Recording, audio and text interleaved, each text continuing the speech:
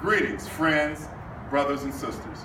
We're coming to you today live from Omega World Center on January 1st, 2017 to introduce what we're going to title today in our discussion and conversation, The Fight for a New Narrative of Omega. Today, I come to you, and we come to you as All Revolutionary Qs, which is a group within Omega Psi Phi that realizes that Omega must become serious about true revolution to be a friend to the world. As friendship is our motto, and friendship is essential to the soul is our complete motto, we understand that we must extend our friendships beyond the boundaries of Omega Psi Phi into the boundaries of humanity, into the boundaries of the world of which we exist. And we understand that we are facing a crisis as a people today. And in that crisis, Omega is draped in that crisis to the point that our founders realized that Omega men should educate themselves, prepare themselves in order to utilize Omega for a progressive, constructive place to uplift downtrodden humanity and to prepare all its members for that usefulness. And when we say that, we would like to say in that new narrative that we would like to have our youth understand that. We must begin to understand through an educational component to have our youth and Omega to understand what our purpose is clearly and to start that new narrative today.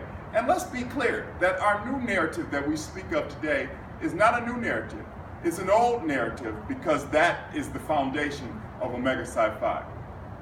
Now, today, when we talk about the boundaries of friendships, all brothers know that they have brothers that they love, that they understand, and those brothers understand them.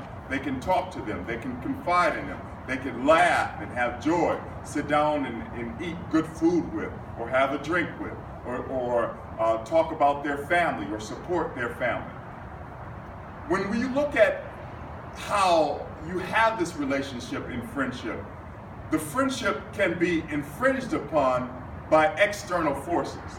The external forces that create infringement upon friendship are systemic global racism that is having a devastating effect on us as a people and around the world.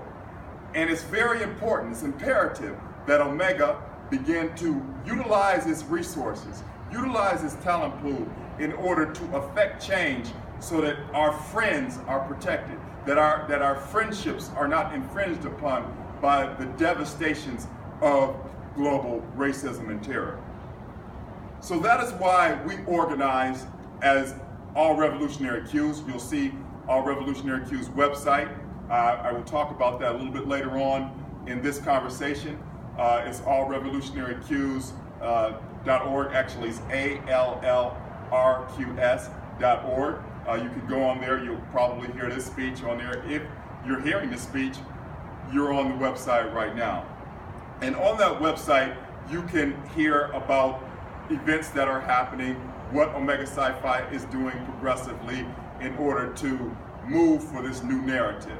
I've also written a book called Black Fraternity Relevance to the Global African Struggle.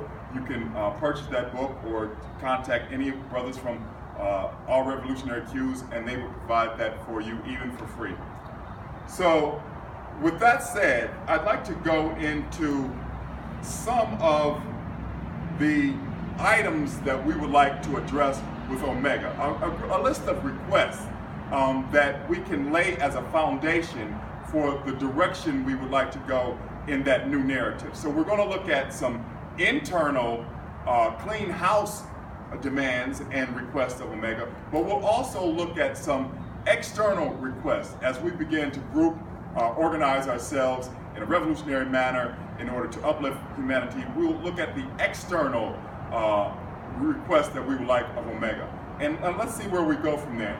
So from the beginning, we look at, for our number one request, we would like for Omega to divest from all commercial banks and invest into its own financial system. Right here, we're at World Center, Omega World Center, where Omega Psi Phi's credit union exists. Currently, we don't utilize Omega Psi Phi credit union enough.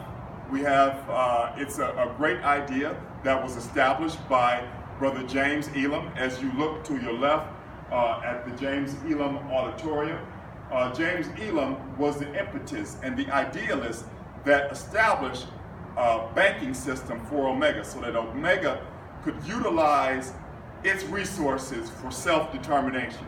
He was forward thinking in that.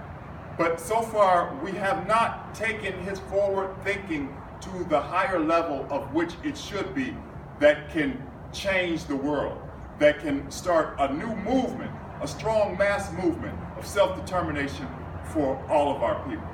Now, when we look at the divestment from commercial banks, it will strengthen our economic space. When we talk in the Swahili terms, Ujima, we talk about Ujima cooperative economics. The banking system will allow us to utilize cooperative economics for our purpose. And excuse me, that was Ujima. So now let's go to our second request, and that is for Omega to have all national meetings at its headquarters. As you can see, and we'll do a tour of around here. Let's go here, look up a little bit. There's a lot of space here. And if you look to your right, you can see Omega Psi Phi Fraternity World Center. We're sitting on probably, I would say, 50 acres of land that spans around us. And as you look at the land around you, you can see that we have an infrastructure that is prepared for our meetings. Right now, currently, we have all our conclaves in various hotels that support and strengthen a system, a corporate white supremacist system, I would say, that does not look for our interests. If we were to utilize this great structure that we have here for our own self-interest, we can have self-determination for our people. We can begin to strengthen that economic platform.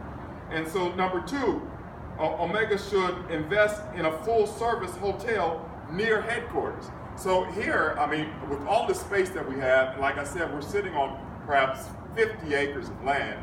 I'm not quite sure how much of the land belongs to Omega World Center, but it's quite a vast space around here. And even if we don't currently own the land, we could conceivably buy the land with the revenues that we're currently generating.